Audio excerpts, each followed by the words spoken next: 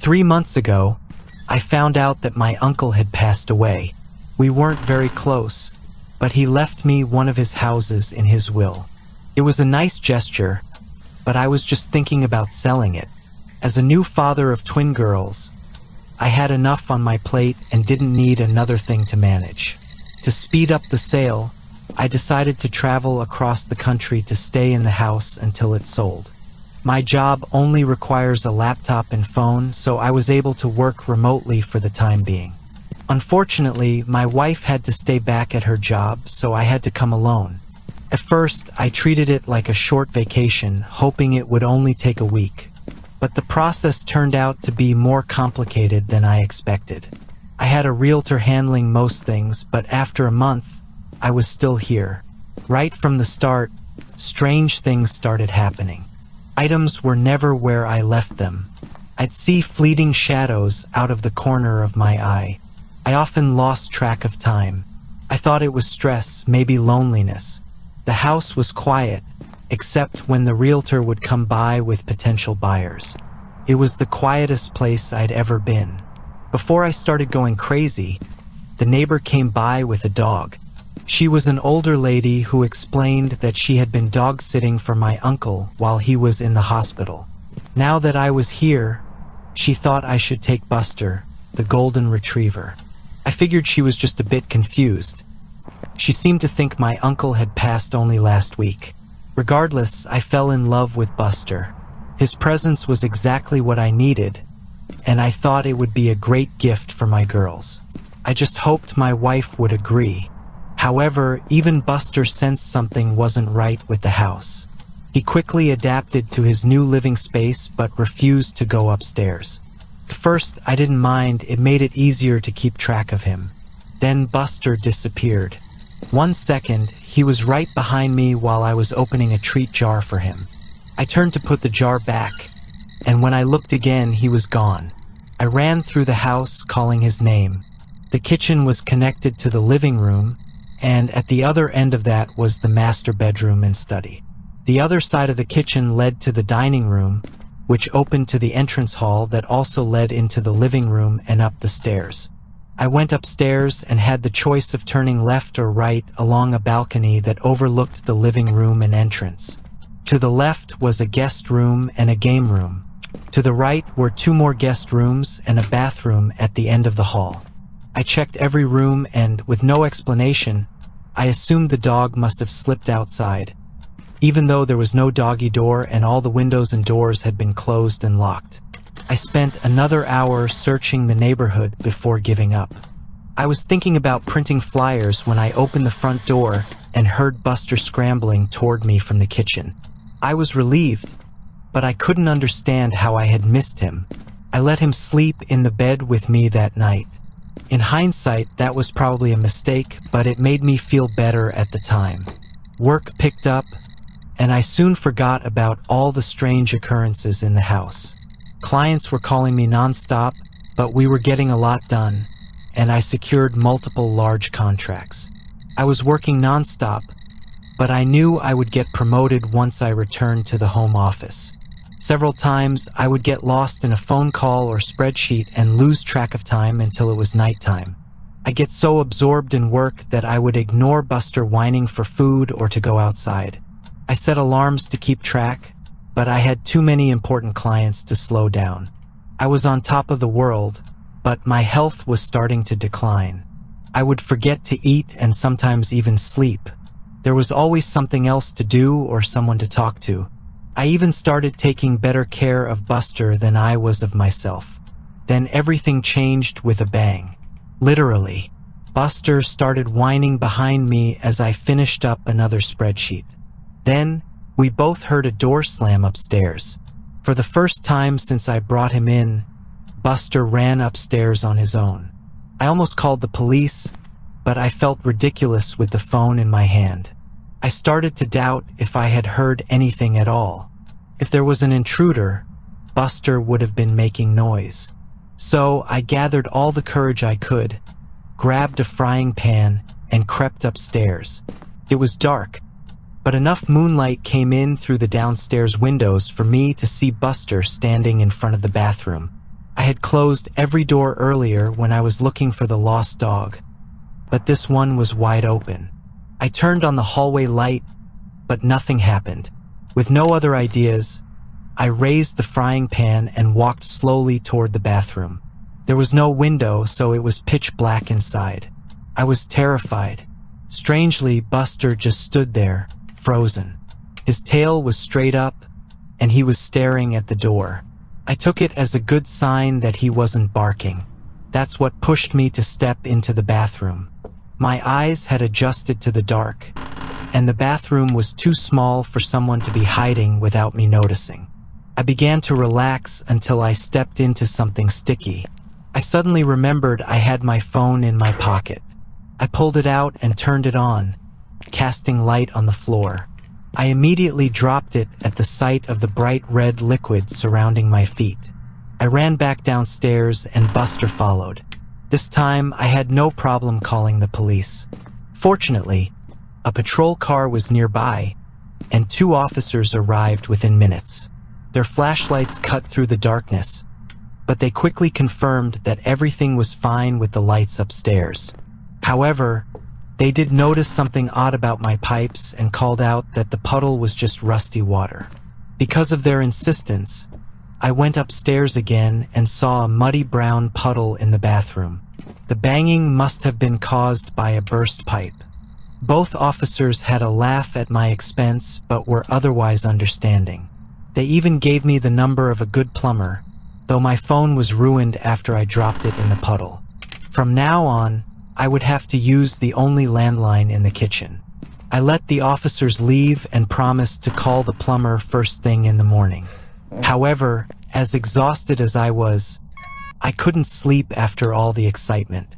So, I stayed up working on more important documents for my company. Before I knew it, Buster had made another mess in the living room. I was exhausted and said things to him I probably shouldn't have, and did things to him I really shouldn't have. I decided I needed to do something about the stress I was under, so I spoke to my supervisor the next morning. To my surprise, they were more than happy to give me the week off as a sort of mental vacation. Just like that, all my outstanding work was taken off my plate. With nothing else to occupy my time, I focused on Buster. I played games with him and fed him a ton of treats to make up for neglecting him earlier. That's when I discovered the first message. I hadn't noticed it at first, since I'd been avoiding the second floor, but I realized I had never called the plumber. Deciding to check on the situation, I went upstairs to see if things had gotten worse. That's when I saw it immediately. A message written in red on the hallway wall. It said, "Losing your mind?" For a moment, I really thought I might be. The idea that someone had snuck into my house while I was there, probably while I was asleep, terrified me. I won't go into detail about all I said and did right after, but suffice it to say, I didn't exactly become braver since the banging incident. Eventually, I unlocked my bedroom door and made my way downstairs to the kitchen, Buster leading the way. I called the police again. Those same 2 officers came by and slowly we checked every room in the house. Yet there was no one there. Everything was locked, no signs of forced entry. To my surprise, the police took me seriously. They even told me that this wasn't the first house in the neighborhood to experience strange occurrences. There had been a series of break-ins, but nothing had been stolen. They offered to station a patrol car outside for the night. Though I agreed to this, I realized I wouldn't be able to sleep here tonight. So, I called my only friend in town, an old college roommate who lived about 30 minutes away. He offered to pick me and Buster up in a few hours, so I spent the next bit packing. Not knowing how long I would need to be gone, I packed pretty much everything I had brought with me. Just as I finished, my friend called to say he was outside. I decided to hang up and meet him. I needed human company, and he could help me move my stuff. But when I reached the driveway, there was no sign of him. No car, no friend. I immediately called him back, and he swore he was right outside. I heard him get out of his car and walk to the front door, where an elderly woman greeted him. My friend asked for my name and mentioned my uncle. The woman said she had never heard of either of us. After a polite goodbye, my friend left and asked if I had gotten all of that. I told him I must have given him the wrong address, though he confirmed he had the right one. I asked him to wait and went outside again. I looked at the numbers on the curb and the mailbox, only to find there were none. Just the same message, "Losing your mind?" written in red. The urge to leave was overwhelming. I could just walk away and never look back. But I needed to get my stuff, especially Buster, so I went back inside for one final time. When I entered my room, my suitcase was empty. Everything I had just packed was back in its place. Despite the impossible situation, I focused on one goal: leaving. I put a leash on Buster, only to see how exhausted he looked. I promised myself I would make it up to him after all of this. I tried to leave through the front door, but it wouldn't open. The knob turned, but the deadbolt wouldn't slide back. Panic set in, but Buster's presence calmed me.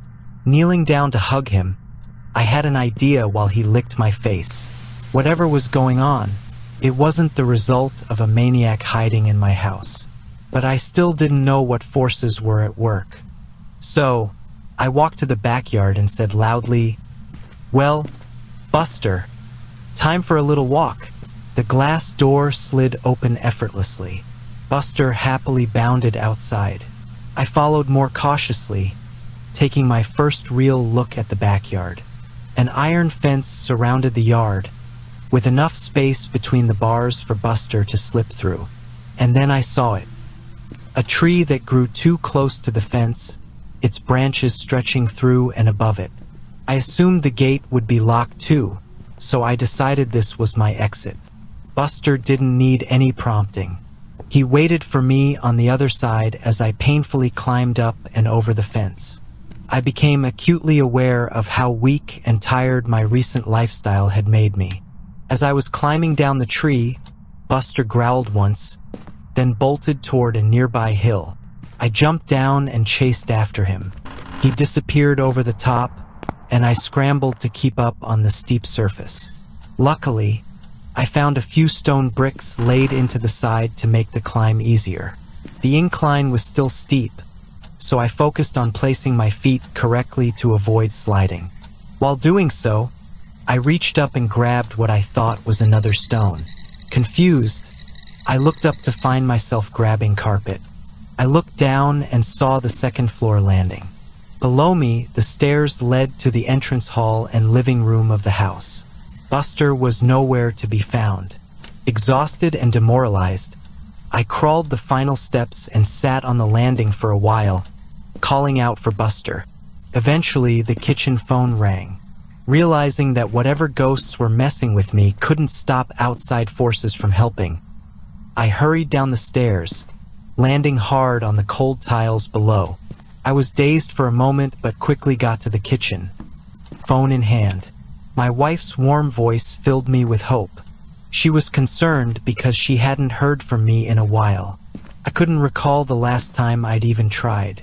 She was trying to tell me that my work hadn't heard from me for a week, and that's when I stopped. I asked, "What do you mean?" "I was given the week off." "Dear, I thought you were supposed to continue working as soon as you got there."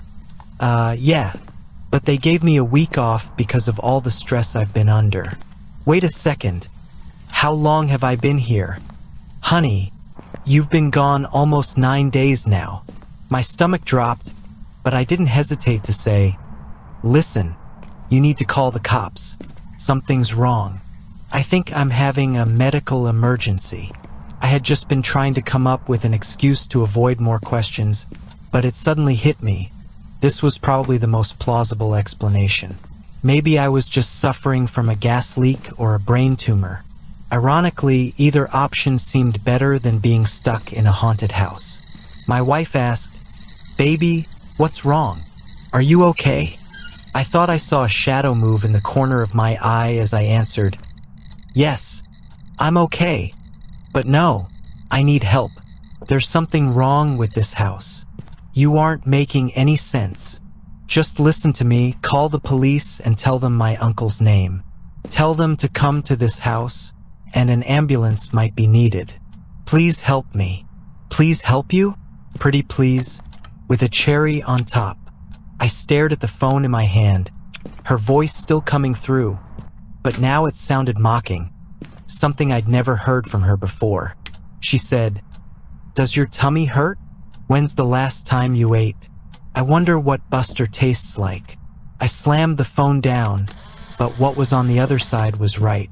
My stomach hurt. I couldn't remember the last time I'd eaten. Then I heard Buster whining from upstairs. Only when I started running toward the stairs did I realize how bruised and sore my legs were from my fall down the stairs. I pushed through the pain and climbed up again. Buster was back in front of the bathroom, lying on his side, looking thinner than I'd ever seen him. "Losing your mind?" was written all over the hallway now, even on the ceiling and the floor. I no longer had any doubt the messages were written in blood, some of it still dripping. I picked up Buster just as a loud banging came from the front door. I would have jumped, but Buster weighed me down. I heard the door open, and someone identified themselves as the police. I even recognized the voice. It was one of the officers who had visited before. Why couldn't I remember his name? After calling out that I was upstairs, I turned with Buster and found the hallway stretching before me, many times longer than it should have been. Despite how thin Buster looked, he felt heavier than ever. I knew this was some sort of trick to keep me away from the police officer. I thought maybe I was still talking to my wife. She had to have come through with calling the police, and the ghosts were just distorting the end of the call.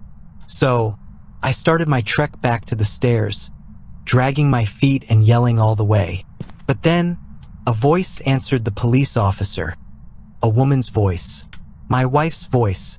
I could hear her say, "I'm sorry, my husband wasn't feeling well. He's resting in the bedroom. Can I help you?" I screamed as loud as I could to get their attention, but it was no use. I heard the officer say, "I'd like to check up on him all the same."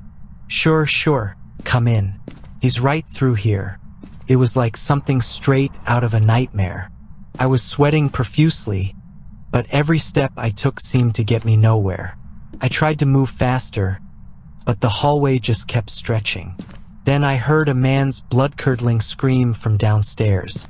Suddenly, the hallway snapped back, and I found myself at the top of the stairs. I couldn't stop myself. I tumbled down the stairs and landed hard, on top of Buster. He howled in pain, but at least he was alive. I saw a long, thick trail of blood winding around the corner and under my bedroom door. There was still a shadow beneath the door.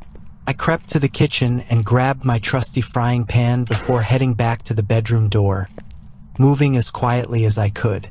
I kept my eyes on the moving shadows, terrified. Whatever was behind that door had killed a man. Could kill me too. But if it could hurt me, surely it was vulnerable to a physical strike as well. So, I raised the frying pan and slowly began to turn the handle. But before I could make much progress, the door flew open on its own, and something turned sharply toward me. I swung the frying pan down. The cop stood before me, his smile frozen on his face. We both looked down to see the knife lodged deep in his chest. My hand was still gripping the frying pan's handle. He fell to the side, and I fell back, sitting heavily on the now clean floor. I was certain I had picked up the frying pan. I could feel its weight in my hand. But now, I also remembered going to the kitchen and pulling out the knife. I seriously wondered if I was losing my mind. I looked down, and there it was, the knife in my hands again. I dropped it immediately and crawled back to check on Buster. He wasn't moving. I put my head on his side, devastated to feel that he was still warm but no longer breathing. I didn't know what to do, so I did nothing. I did nothing for what felt like an eternity. I was sluggish but somehow made it to the living room couch. I stayed there until nightfall and then fell asleep on the couch. When I woke up, I just waited. I wasn't sure what I was waiting for, but nothing terrible was happening to me while I waited.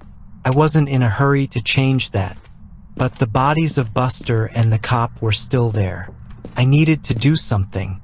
My stomach growled as I finally got off the couch.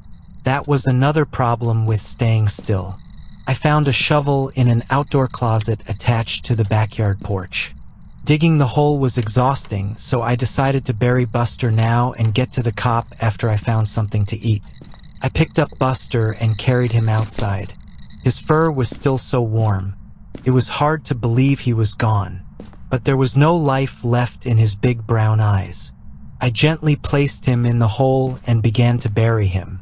Later, I wandered into the kitchen and raided the pantry.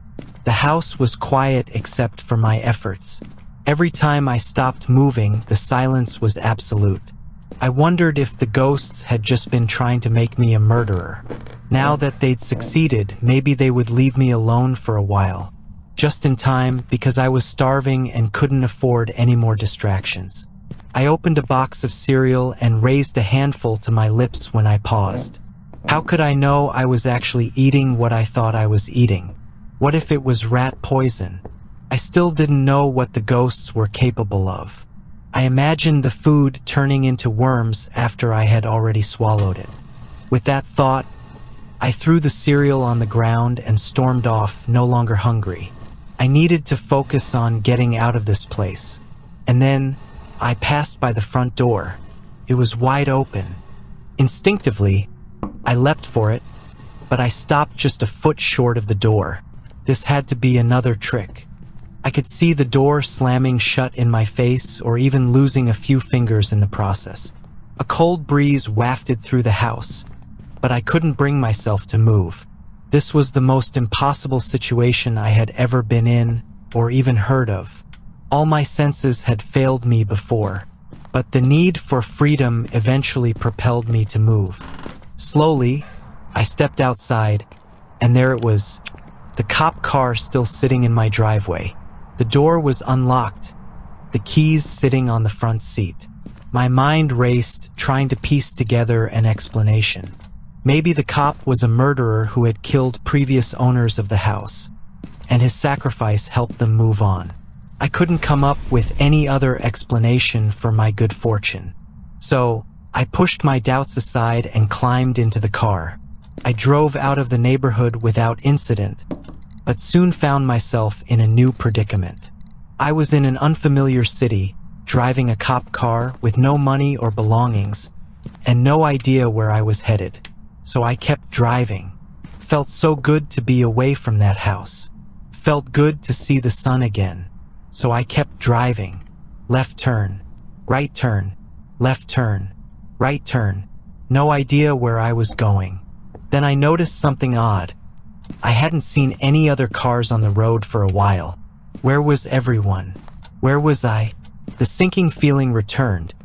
This time not just in my stomach, but throughout my entire body. I sank back into the seat, then realized I was no longer in the car. I was back in the living room of my uncle's house. My arms were raised as though I were still holding a steering wheel. Frustration overwhelmed me as I stood up and screamed. How long had I been sitting there, moving my arms like a madman? I turned around and saw my work laptop on the dining room table, glowing at me.